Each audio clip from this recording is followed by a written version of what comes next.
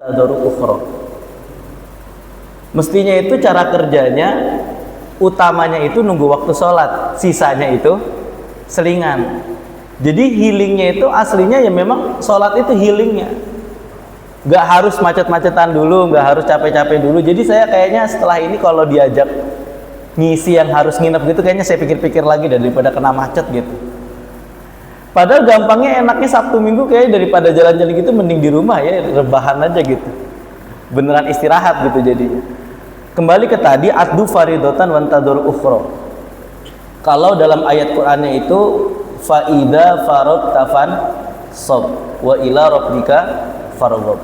Jadi aslinya sholat itu menjadi jeda sekaligus sarana kita untuk menunggu kegiatan yang lain gitu. Diisi dengan kerja, waktunya sholat, ditinggalkan pekerjaannya lalu sholat. Itu aslinya seperti itu kalau kata Imam Ghazali. Tapi kan jadi sulit. Kenapa? Karena di Quran juga disampaikan inna sholata kanat alal mu'minina kitabam mauquta. Karena waktu sholat itu tetap subuh nggak berubah, zuhur nggak berubah, asar nggak berubah, maghrib nggak berubah, isya juga nggak berubah. Maju mundur paling 10 menit lah kira-kira begitu. Tapi kesibukan manusianya berubah-ubah. Kadang hari misalkan ya dagangan lagi rame-ramenya pas jam asar. Kan nanggung banget ya. Giliran dilayanin mentok-mentok kelar jam 5. Belum kehitung beres-beres warungnya tuh. Bisa-bisa asarnya lewat. Apalagi misalkan giliran senggang banget misalkan gak kerja, tidurnya lewat bablas gitu misalkan.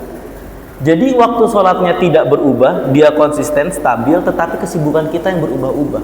Dan manusia juga mensikapinya beda-beda.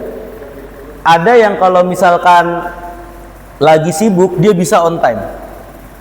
Beda lagi kalau misalkan ada yang misalkan dia senggang bisa on time, tapi kalau sibuk keteteran, macam-macam, beda-beda. Sehingga apa maknanya? Maknanya adalah konsistensi waktu sholat itu betul-betul menguji sejauh mana kita sebagai hamba memprioritaskan panggilan Allah. Analoginya sederhana sekali. Kita ini kan sering tertipu sama pandangan mata atau sesuatu yang bisa kita lihat secara langsung ya Pak.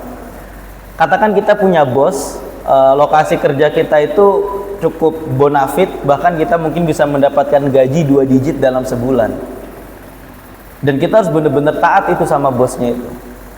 Kalau misalkan kita dipanggil sama bos ini, ya fulan gitu, itu langsung datang tek supaya ratingnya bagus, syukur-syukur dinotis, syukur-syukur dinaikin jabatannya, kan begitu. Kenapa? Kita merasa betul bahwasannya dengan taat kepada manusia ini bisa mendatangkan manfaat buat kita, baik manfaat secara relasi, baik manfaat secara materi, maupun manfaat secara status sosial kita. Ternyata kita lupa juga nih, ternyata ada sosok pencipta yang memberikan kita segalanya, tapi panggilannya sering kita abaikan. Nah itu kenapa diuji dengan kanat alal mu'minina kitabam mauquta. Bahkan Gus Baha pernah cerita, ada salah satu walinya Allah itu menjadi wali sebab satu hal, dia selalu standby 10 menit sebelum azan. Kenapa kok selalu standby 10 menit sebelum azan? Jawaban orang ini sederhana sekali. Loh, kamu itu kan sudah paham kalau dalam waktu-waktu tertentu akan dipanggil. Masa iya dalam waktu-waktu tertentu sudah tahu bakal dipanggil, tapi nggak siap-siap sebelum itu gitu. Ini kan sederhana sekali ya, sama seperti kondisi orang tua yang punya anak. Ketika dalam kondisi tertentu, orang tua ini paham betul sebenarnya anaknya tahu kalau saat-saat yang dia butuhkan anaknya paham, tapi anaknya tetap aja nih nunggu dipanggil dulu, nunggu disuruh dulu. Itu kan sebel tuh pasti itu. Atau pura-pura gak dengar misalkan, itu pasti menyebalkan sekali. Nah akhirnya beliau setelah menceritakan hal-hal demikian selalu menyampaikan, sebetulnya untuk dekat dengan Allah itu tidak sesulit yang kita bayangkan kok Pak. Untuk dekat sama Allah itu tidak sesulit yang kita bayangkan. Misalkan harus zikiran atau wiritan yang sampai ribuan kali, tidak. Bahkan Nabi sempat menyampaikan kepada seorang badui, kalau mau masuk surga, laksanakan saja kewajiban, lalu tinggalkan maksiat. Ya ini tentu prinsipnya menggunakan prinsip hasanatul abror sayyiatul muqarrabin. Prinsip ini tuh bekerjanya seperti ini. Katakan di sini kan beda-beda latar belakangnya. Ada yang santri, ada yang mungkin orang biasa, atau mungkin ada yang pekerja, ada yang pebisnis. Latar belakangnya beda-beda. Prinsip hasanatul abror sayyiatul muqarrabin itu begini. Kalau kita pebisnis, orang tahu uang kita banyak, ya. Infaknya pebisnis yang duitnya banyak, nominalnya 100.000. Infaknya orang biasa, nominalnya 50.000. Hasanatul abror sayyiatul muqarrabin itu maksudnya begini. Perbuatan baiknya orang yang punya kelebihan itu sebuah kemaksiatan. Berbeda dengan orang yang biasa. Misalkan tadi dia punya uang sekian puluh juta, sekian ratus juta, infaknya 100.000. Dibanding sama orang yang income-nya 2 juta sebulan, infaknya 50.000, kira-kira besar mana Pak? 50 atau 100? Yang 50. Karena dia duitnya banyak, kenapa kok cuman 100? Sama misalkan prinsip one day one juice. Ada yang baca Qurannya masih terbata-bata misalkan. Untuk membaca satu halaman saja bisa menghabiskan 5 menit. Betul-betul dieja tuh. Innal ladzina kafaru sawaun alaihim a'andartahum. Ini kan lama. Ternyata yang baca seperti ini bisa ngaji 1 juz dalam 1 hari. Tiba-tiba penghafal Quran bacanya 1 juz 1 hari. Nah itu kalau bagi kiai saya itu kemaksiatan itu. Kenapa? Karena jatah dia harusnya 5 juz sehari, 4 juz sehari gitu. Hasanatul abror sayyiatul muqarrabin. Makanya kalau para ahli tasawuf, mereka ketika dalam hatinya bergumam keburukan saja itu sudah termasuk dari kemaksiatan. Tentu ini tidak bisa ditiru sama kita-kita kan. Kalau kita-kita kan minimal nggak nyampe ke ucap ngatain orang aja udah bagus, nggak sampai ngeledek orang aja udah bagus, meskipun hatinya mungkin masih berkecamuk. Nah itu hasanatul abror sayyiatul muqarrabin. Sehingga prinsip-prinsip sederhana seperti ini ya, tadi sholat akdu faridotan wantaduru ufro, terus hasanatul abror sayyiatul muqarrabin, itu ingin memberikan kita sebuah pelajaran bahwa sebenarnya berusaha mendekatkan diri pada Allah tidak seberat itu. Atau lebih tepatnya agar kita tidak menjadi tasahul atau menggampangkan, Allah itu sangat senang ketika hambanya dalam usahanya, dalam berbagai macam bentuk upaya yang mendekat seperti apapun, itu pasti Allah senang, pasti Allah cintai. Kalau tadi kita dalam analogi berlibur saja rela macet-macetan, rela ngeluarin budget buat bensin, buat biaya sewa villa, biaya segala macam, maka kalau kita punya modal yang lain dalam bentuk selain uang, misalkan hidup kita ini kan terbatas dengan waktu dan usia, itu juga merupakan modal kan dari Allah Pak, modal kehidupan. Maka perjuangannya coba dialihkan. Bagaimana caranya bapak-bapak, mungkin di sini juga ada yang sudah punya cucu, bisa mendedikasikan waktunya sambil mendidik putra-putri dan cucu-cucunya. Kira-kira susah atau gampang? Mesti susah. Yang namanya mendidik, proses tarbiyah itu pasti sulit. Kenapa? Karena nggak cuma butuh ilmu, tapi butuh keteladanan. Makanya, ya, wa man salaha min abaihim wa azwajihim wa dzurriyyatihim yadkhuluna 'alaihim min kulli bab. Kalau orang bisa memberikan efek islah kepada keluarganya, itu dia boleh masuk surga lewat pintu manapun. Ketika sudah masuk pintu surga lewat pintu manapun, apalagi perkataan para malaikat, salamun alaikum bima sabartum fa ni'ma uqbaddar. Udah nih, kamu udah selamat atas apa yang kamu sabarkan. Sabar itu secara definisi tahammulun nafsi ala makari, mengajak diri kita bertahan terhadap sesuatu yang enggak kita sukai. Bagi orang tua, mungkin memberikan perintah lalu diabaikan oleh anak itu sesuatu yang sangat tidak disukai. Tapi dibilangin lagi, diarahkan lagi. Nanti besoknya boleh libur nggak ngingetin, boleh libur nggak mendidik, nggak boleh. tetap harus ngingetin lagi, ngajarin lagi. Karena sekarang pendidikan hari ini, beberapa obrolan saya dengan teman-teman yang mengajar itu, banyak sekali kasus-kasus yang mereka memang sudah mempasrahkan 100% sama guru di sekolah. Hafalannya, proses belajarnya, tiba-tiba minta hasilnya hasil yang maksimal. Kenapa kok anak saya belum bisa ngaji? Kenapa kok anak saya belum bisa, wah segala macam diprotes. Padahal yang paling penting itu setelah ada pelajaran di rumah, ada pelajaran di sekolah, dilanjutkan dengan pendampingan di rumah.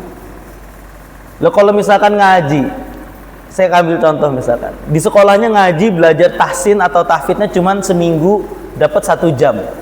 1 jam pelajaran itu 45 menit. Dalam seminggu cuman ada 1 kali pertemuan, tiba-tiba di akhir semester minta anaknya hafal juz 30. Secara perhitungan nggak masuk itu sebenarnya. 45 menit 1 minggu di akhir semester dalam jangka waktu 6 bulan minta anaknya hafal juz 30. Itu kan nggak masuk. Belum ngecek bacaannya, belum ngecek kualitas hafalannya, belum ngecek kemampuannya. Wah, ribet lagi. Makanya pendampingan di rumah itu sangat penting. Capek, pasti capek. Makanya kalau misalkan sudah berhasil sampai mendidik sejauh itu, ganjarannya nanti di surga. Salamun alaikum bima sabartum fa ni'mal uqbaddar. Itu sudah sebaik-baiknya nikmat itu. Lelahnya terbayarkan. Makanya kalau misalkan dalam beberapa hadis juga disampaikan, jangan sampai kita iri kepada kehidupan-kehidupan yang tampak di mata kita itu menyenangkan. Rumah yang bagus, kendaraan yang mewah. Kalau ditanya Pak, misalkan Rizky ditanya, Ustadz ngomong kayak gitu kayak nggak mau aja, kalau dibeliin mama mau, cuman bukan itu tujuan utamanya, bukan itu yang menjadi obsesi kita sebagai seorang muslim. Kalau misalkan itu menjadi obsesi, kalau kata kiai saya yang nanti akan ngisi besok insya Allah, beli mobil itu gampang Pak, asal ada duitnya. Ya kalau nggak ada ya nggak beli gitu Pak.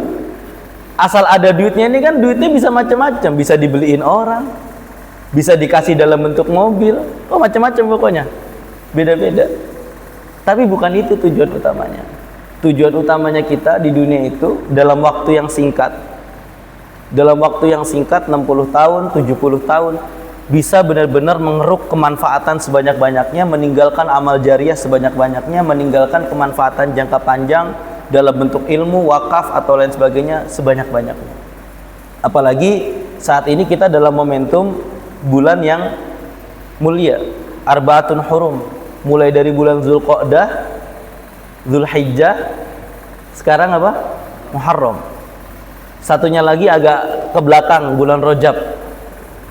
4 bulan ini 4 bulan yang mulia. Mungkin sudah disampaikan para khotib-khotib, inna iddatash syuhur indallahi 12 syahran fi kitabillah yauma khalaqas samawati wal arda minha arba'atun hurum dzalikad dinul qayyim fala tadlimu fihinna anfusakum. Imam Ibnu Abbas menyampaikan, ya Ibnu Abbas sahabat Nabi menyampaikan, fala tadlimu fihinna anfusakum, jangan kalian zolimi diri kalian sendiri pada bulan haram ini. Dalam penafsirannya Ibnu Jarir At-Tabari, bukan hanya ke 4 bulan ini, tetapi ke seluruh bulan yang ada, dari 12 bulan yang ada, jangan sampai kita menzolimi diri sendiri. Lalu bagaimana dengan penekanan Arba'atun Hurumnya?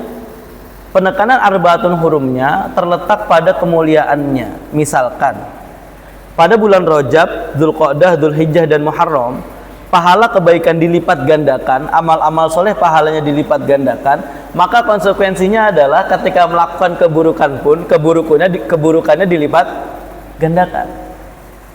Sama misalkan di tanah haram, di Masjidil Haram, mungkin ada saudara kita di sini yang pergi berhaji kemarin. Ketika sholat di Masjidil Haram, pahalanya itu setara dengan 100.000 sholat. Satu sholat setara dengan 100.000 sholat. Maka bermaksiat di tanah haram pun dosanya boleh jadi 100.000 kali lipat. Tujuannya apa? Ada hal-hal seperti ini, li ta'zim, untuk bentuk pengagungan.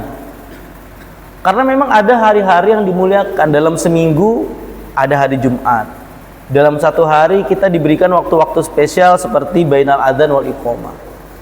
Tujuannya ini benar-benar untuk melipat gandakan amal. Kenapa? Karena umurnya umat Nabi Muhammad itu pendek, sedikit. Beda dengan Nabi Nuh misalkan, alfasanatin illa khamsina ama. Usianya Nabi Nuh itu berapa? 950 tahun. Kalau usia Nabi Muhammad baina sittin wa sab'in, antara 60 dan 70. Sehingga dalam waktu yang singkat itu kita mesti melakukan berbagai macam amalan-amalan soleh semampu kita, sebisa kita, seperti apapun jalan yang bisa kita tempuh, dimulai dari yang kecil dulu. Bahkan ada satu ayat yang cukup runut ya, dia 3 ayat ini berurutan, mulai dari masalul ladzina yunfikuna amwalahum dan seterusnya, tentang infak. Contoh yang paling sederhana yang ingin saya berikan. Di ayat yang pertama dijelaskan bahwasannya perumpamaan infak itu seperti orang menebar benih, ya, benihnya tumbuh menjadi pohon, pohonnya ada 7 cabang, setiap 7 cabang ini menghasilkan 100 buah. Maka kira-kira satu sedekah dikali lipatkan menjadi 700 lipat, 700 kali lipat. Pertanyaannya adalah, apakah hanya 700 kali lipat Allah bisa memberikan, atau bahkan bisa lebih? Tentu saja Allah bisa melipat gandakan jauh lebih banyak daripada 700 kali lipat. Makanya ayatnya ditutup dengan wallahu yudha'ifu liman yasha wallahu wasi'un alim. Allah akan melipat gandakan pada siapapun yang ingin, yang dikehendaki. Wallahu wasi'un alim. Sungguh Allah itu maha luas dan maha mengetahui. Tapi ada ayat lanjutannya yang perlu kita notice bareng-bareng. Ini bagian dari perjuangan ya. Kalau tadi saya berikan contoh perjuangan bagaimana mendidik anak, mendidik cucu itu butuh berkali-kali lipat untuk sabar. Dalam aspek infak pun juga demikian, butuh perjuangan. Alladzina yunfikuna amwalahum fi sabilillah summa la yutbi'un. Summa la yutbi'una ma anfaqu mannaw wala adza. Ini unik. Kenapa di sini menggunakan kata summa? Summa itu terjemahnya artinya lalu, kemudian. Tidak menggunakan wayutsbi'un atau au yutsbi'una ma. Padahal artinya tidak jauh beda. Kata summa itu Pak ingin menunjukkan, misalkan gini, saya kasih contoh. Misalkan Pak Saiful nolongin Pak Sur. Pak Sur lagi butuh bangun bisnis lah, anggap. Pak Saiful, saya butuh modal nih 30 juta aja buat bisnis.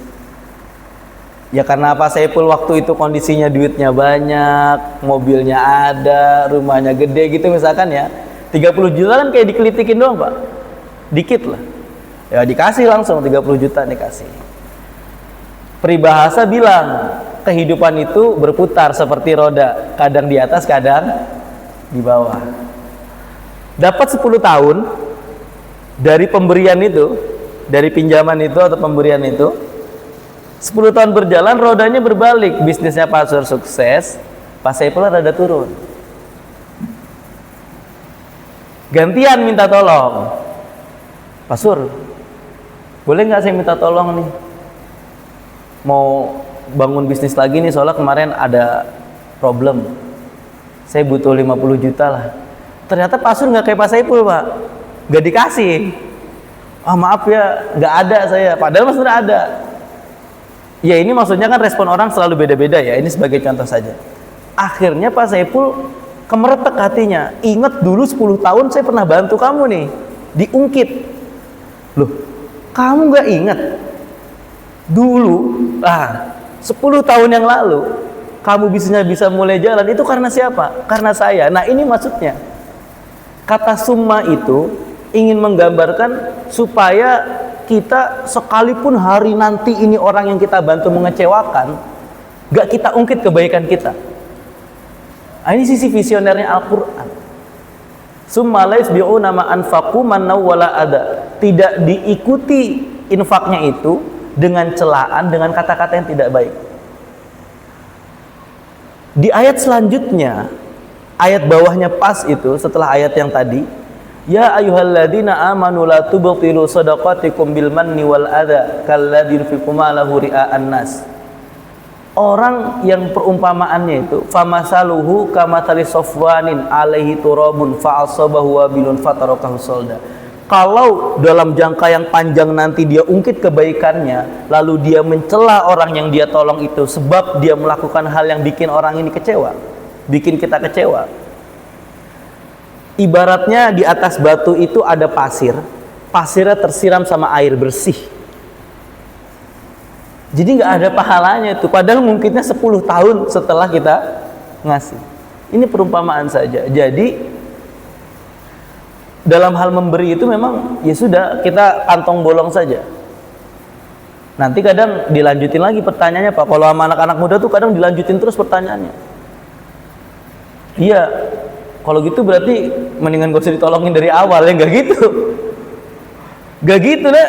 Kadang emang sama anak muda tuh kadang langsung dipental-pentalin gitu, Pak. Berarti kalau gitu nggak usah ditolongin aja dari awal. Gak gitu, gak begitu. Kita selalu bisa kok ngambil jalan tengah. Misalkan dia minta bantuan ke kita 1 juta. Kalau misalkan nggak bisa ngasih 1 juta, ya kasih 100.000, cuman nggak usah dianggap hutang, biar lebih plong. Karena hutang itu repot, kudu yang nyatet, kudu ada yang ngingetin, tempo hari jatuh temponya itu harus presisi kita ngingetinnya. Makanya saking rumitnya ini kan bener-bener setiap habis orang meninggal mesti ditanya, kalau almarhum ada hutang piutang silakan hubungi ahli waris. Nah ini 3 contoh tuh sudah tadi, adu faridotan wantaduru ukhra, hasanatul abrar sayatul muqarrabin. Lalu contoh infak ini. Jadi memaknai kehidupan yang singkat itu healingnya macam-macam. Salah satu healing yang saya sarankan memang berbuat baik itu sudah healing aslinya. Cuman karena kita sekarang belakangan ini semacam semacam terbentuk oleh sosial media gitu ya. Kayaknya kalau liburan belum datangin spot-spot yang viral tuh kayaknya belum liburan gitu. Kayaknya liburan kalau belum datangin tempat-tempat makanan, datangin artis tuh kayaknya belum liburan tuh. Atau yang lain-lain lah. Jadi saya ingin mengembalikan saja gitu, kalau misalkan standar kehidupan bukan apa-apa yang dibentuk oleh sosial media. Jadi ada satu fakta sedikit, Pak. Ada buku, dia terjemahan dari bahasa Inggris, judulnya Ilusi Media Sosial. Penulisnya namanya Jaron Lanier. Jaron Lanier ini pegiat atau aktivis yang sering mengkampanyekan detox sosmed. Detox sosmed itu maksudnya apa? Mengajak orang untuk melatih diri, misalkan 1 minggu dulu hidup tanpa sosmed, 2 minggu hidup tanpa sosmed, naik ke sebulan gitu. Dia punya hal seperti ini. Di bukunya Jaron Lanier itu dijelaskan betapa banyak baik sosial media ataupun e-commerce yang merubah atau menyulap identitas manusia. Contoh begini, antara Pak Misbah dan Pak Agus kalau sama-sama buka Shopee pasti berandanya beda, Pak. Kalau Pak Misbah suka beli sarung, nongolnya sarung itu Shopee-nya. Kalau Pak Agus senangnya kemeja-kemeja yang bagus-bagus, dia akan munculnya tuh promonya kemeja-kemeja. Istri-istrinya nih, misalkan yang satu senangnya kerudung pasmina, yang satunya kerudung panjang misalkan. Itu beda juga nanti. Karena apa? Karena dia benar-benar menyesuaikan dengan pencarian kita, satu. Yang kedua, barang mana yang biasanya menarik kita klik. Nanti berandanya akan menyesuaikan itu, sehingga efeknya apa? Yang tadinya nggak pengen beli, jadi beli. Yang tadinya nggak ada niatan pengen beli, jadi dimasukin keranjang, minimal antara ngumpulin duit dulu buat check out. Itu merubah identitas kita, merubah dalam diri kita tuh bisa diolah gitu. Sosial media misalkan, yang kedua tadi kan e-commerce, yang kedua sosial media. Kata Jaron Lanier, orang yang tadinya hidupnya damai tanpa sosmed itu bisa berantakan karena sosmed. Misal ngepost foto sekali cekrek, delalah ini orang cakep emang, ngepost foto cakep nih, tung yang nge-like banyak, tes, yang nge-like banyak nih, yang nge-like 100 sampai 200.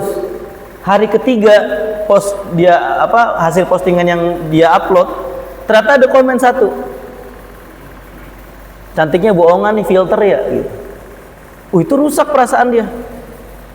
Dia akan ngepost lagi, nyari like lagi, nyari komen lagi, bahkan dia bisa jadi bikin status yang menyindir orang yang komennya nggak bagus tadi. Ih, orang kok mulutnya nggak dijaga ya, gitu. Itu merubah identitas, merubah persona kita. Nah sekarang efeknya apa? Kalau zaman dulu orang itu mau ngomongin orang itu kan dari belakang, Pak.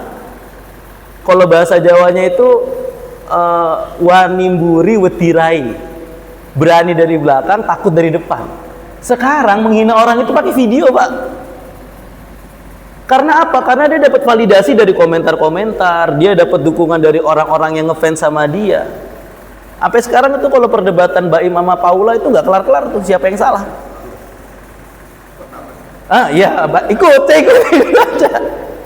Saya jadi ikut-ikutan. Tapi itu apa nggak habis itu? Saya ngebaca. Ya Allah, ini orang detail-detail banget sampai tahu videonya, menitnya keberapa, rekaman-rekaman. Kok sedetail itu gitu. Giliran sama kehidupannya sendiri dia nggak peduli. Itu benar-benar merubah. Jadi saya ingin mengembalikan bahwasannya healing kita ya arihni bisolah, sebagaimana Nabi menyampaikan seperti itu. Lagi misalkan healingnya para sahabat juga salah satunya adalah majelis ilmu, senang belajar, senang ngaji. Dan yang ketiga, mungkin setelah ini tanya jawab. Dan yang ketiga, tanda-tanda produktivitas umat Islam dulu itu, misalkan gini, katakan suatu waktu saya dengan Pak Jun sama-sama penulis, sama-sama misalkan aktivis dalam keilmuan. Ada waktunya kita berbeda pendapat. Kalau hari ini beda pendapat itu kan mengumpulkan umatnya masing-masing untuk mencela tuh. Kalau hari ini biasanya seperti itu terjadinya. Kalau dulu itu benar-benar dia menulis, dikritik lagi itu dengan tulisan, dikritik lagi itu dengan karya. Ya contohlah perdebatan di kalangan nahwu, misalkan ada Imam Al-Kisai dan Imam Sibawai. Cuman perkara rofa sama nasob itu dibatas sampai tulis-tulisan buku, Pak. Tapi kalau sekarang tuh tidak, produktivitas itu sudah hilang. Pokoknya sekarang dikit-dikit nulisnya di status, siapa yang paling banyak di like dianggap menang, siapa yang paling banyak di repost dia dianggap menang. Gak ada habisnya. Maka mari kita gaungkan lagi dalam diri kita sendiri, terutama bahwasannya sebetulnya kegiatan-kegiatan di masjid, kegiatan-kegiatan majelis ilmu itu sesuatu yang menyenangkan, sesuatu yang meleburkan kepenatan dalam diri. Makanya cara dari Profesor Nasruddin Umar itu salah satunya memang ya pahami dasar-dasar sholat, pahami kenapa kita harus sholat, pahami bacaan-bacaannya. Kalau dalam pesan Nabi ya ta'aruf ilallah firroho ya'rifka fisyiddah. Gimana caranya? Pokoknya dengan ibadah-ibadah itu, baik di waktu kita luang maupun waktu kita sempit, kita tetap berusaha mengenal Allah. Supaya apa? Supaya ketika nanti kita waktunya lagi susah, kita nggak risau, karena kita tahu Allah pasti nolongin kita. Bukan malah pelariannya kita nyari validasi, bikin status, atau malah jalan-jalan yang kita nggak tahu kemana. Karena banyak sekali sekarang orang mencari hiburan itu ya berlebihan. Kira-kira itu, silahkan jika ada diskusi dan tanya jawab. Masih ada 10 menitan gitu.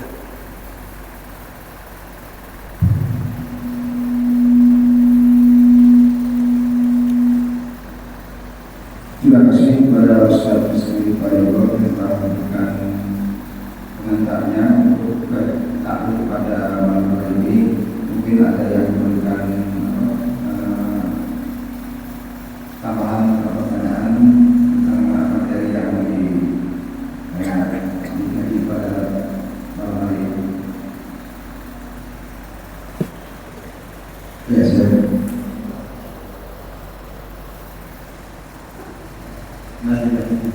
Assalamualaikum warahmatullahi wabarakatuh.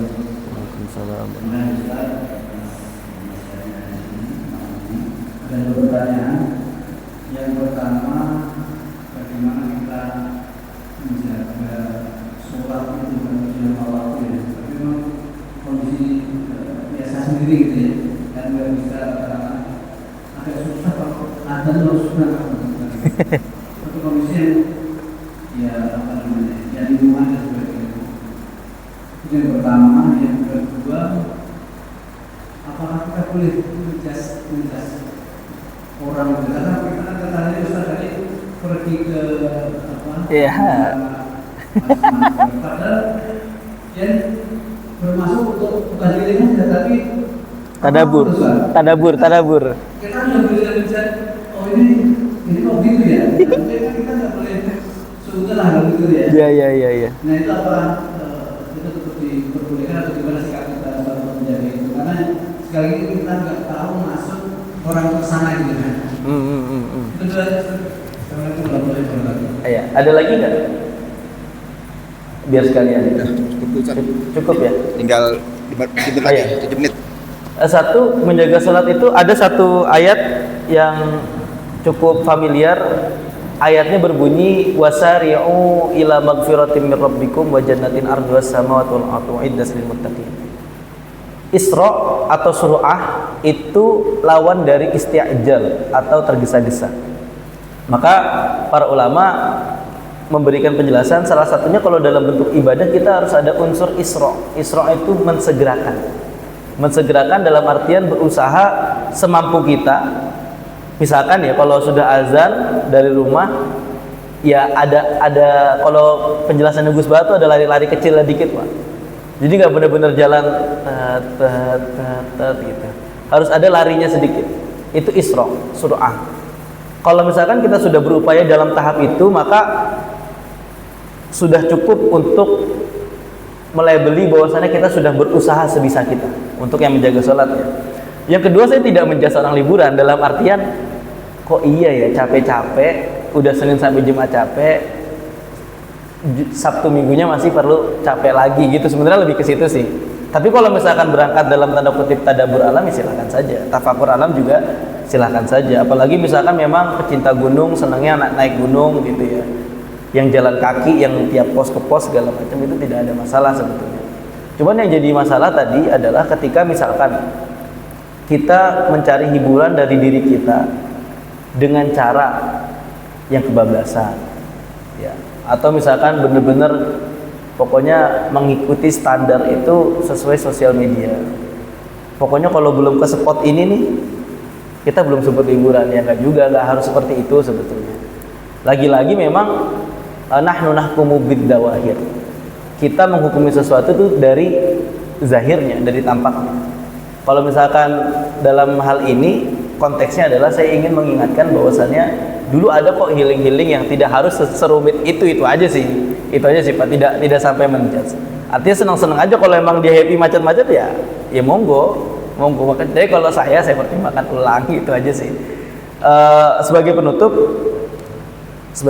buat kita semua, terakhir tadi saya membahas poin mengenai sosial media. Jadi saya ingatkan betul, usia SMP ke atas itu sudah mulai dipantau betul Pak HP-nya. Saya mengingatkan usia SMP ke atas harus dipantau betul HP-nya. Setelah melihat beberapa kejadian orang-orang terdekat saya, orang-orang sekitar saya, bahkan ada yang terlahir normal Pak. Ada saudara terlahir baik, terlahir normal. Karena orang tuanya merasa kesulitan ketika harus mendiamkan ketika nangis atau menanggapi ketika rewel, dikasih HP. Sampai hari itu speech delay Pak. Kemampuan bicaranya terlambat, daya kognitifnya juga menurun. Nah, maksud saya itu jangan sampai terjadi kepada orang-orang terdekat kita. Jadi memang ya kalau fitrahnya anak-anak itu harus diajak main, diajak ngobrol, ya ajak ngobrol. Ya kalau nangis harus didiemin, ya memang harus harus didiemin gitu. Tidak bisa dikasih HP supaya diem, itu akan menurunkan daya kognitif dia, lalu akan mengalami perlambatan dalam pertumbuhan. Jadi itu perlu digarisbawahi betul. Juga kita sebagai orang yang memberikan contoh, sebagai teladan, juga jangan mudah sekali terbawa dengan arus-arus yang ada di sosial media. Karena ulama-ulama kita sudah mengajarkan betul bahwasannya setiap berita itu harus disaring, setiap informasi itu perlu kita telisik, perlu kita telusuri juga bagaimana asal pembawa beritanya, siapa yang membawa beritanya, kualitas daripada media yang menyiarkannya, kualitas dari pembawa beritanya. Itu sudah tergambar dalam ulumul hadis, ilmu hadis. Itu saja yang bisa kita diskusikan pada malam hari ini. Semoga bisa memberikan kemanfaatan. Wallahul muwaffiq ila aqwamit thoriq. Wassalamualaikum warahmatullahi wabarakatuh. Waalaikumsalam warahmatullahi wabarakatuh. terima kasih kembali kepada Ustadz Rizky Prayogo yang telah menyampaikan taklimnya pada malam hari ini, yaitu taklim rutin malam Ahad. Sebelum kami tutup, perlu kami ingatkan kembali, insya Allah besok hari Ahad mulai jam 9 kita adakan peringatan Tahun Baru Islam 1447 Hijriah nanti di ruang aula lantai 1. Insya Allah akan diisi oleh gurunya Mas Rizky, yaitu Kiai Haji Ahmad Husnul Hakim MA, insyaallah besok jam 9. Baiklah para jamaah sekalian, mari kita tutup dengan doa kafaratul majlis. Subhanallah wa bihamdika, asyhadu an la ilaha illa anta, astaghfiruka wa atubu ilaik. Lebih kurangnya kami mohon maaf. Wabillahi taufiq wal hidayah. Wassalamualaikum warahmatullahi wabarakatuh. Takut banget dibilang ngejat. Alhamdulillah. Ini live YouTube apa Pak?